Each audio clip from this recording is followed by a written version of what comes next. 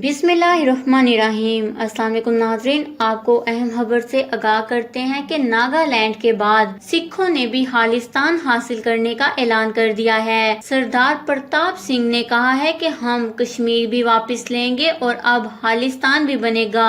Golden temple से हदायत मिल गई है। नाज़रीन, आपसे गुजारिश है कि मजीद वीडियो को देखने से पहले हमारे चैनल को सब्सक्राइब कर लें, बेल आइकन को प्रेस करें ताकि हमारे न्यू वीडियोस की नोटिफिकेशन आप तक पहुंचती रहे। जी हां नाजरीन, इस्लामाबाद में सिख बरादरी की जानिब से कश्मीरियों के हक में रैली के दौरान खिताब करते हुए सरदार प्रताप सिंह ने कहा है कि हम कश्मीर भी वापस लेंगे और अब खालिस्तान भी बनेगा।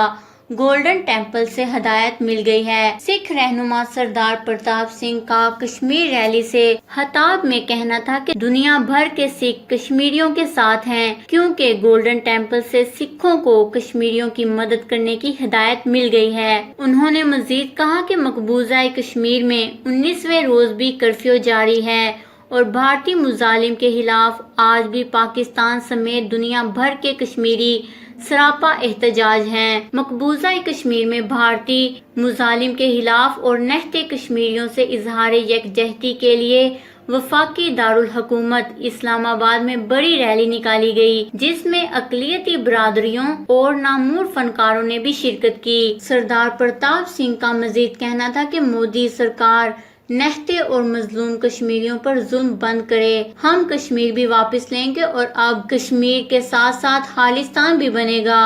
उन्होंने कहा कि मोदी सरकार कश्मीर में मुनज़्ज़म नस्ल कशी कर रहे हैं। कश्मीरी खवातीन की इज्जतें पामाल की जा रही हैं। भारतीय अफवाज बुज़दिल हैं।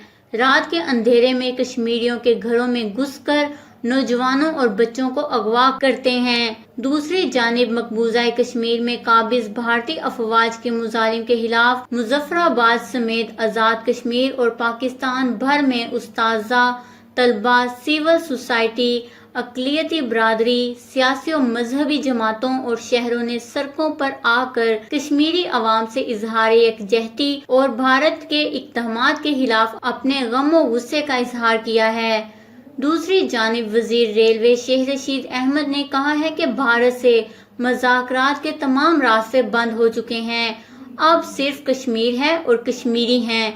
कश्मीरियों के साथ खड़े होने वाले ममालिक का शुक्रगुजार हूँ। अपने वतन के लिए जान देने वालों को कोई शिकस्त नहीं दे सकता। कश्मीर कल भी था, कश्मीर आज भी है और कश्मीर हमेशा रहेगा। कश्मीर को कोई खत्म नहीं कर सकता। भारत कभी अपने मंसूबे में कामयाब नहीं हो सकता। अल्लाह ताला कश्मीरियों की मदद करे।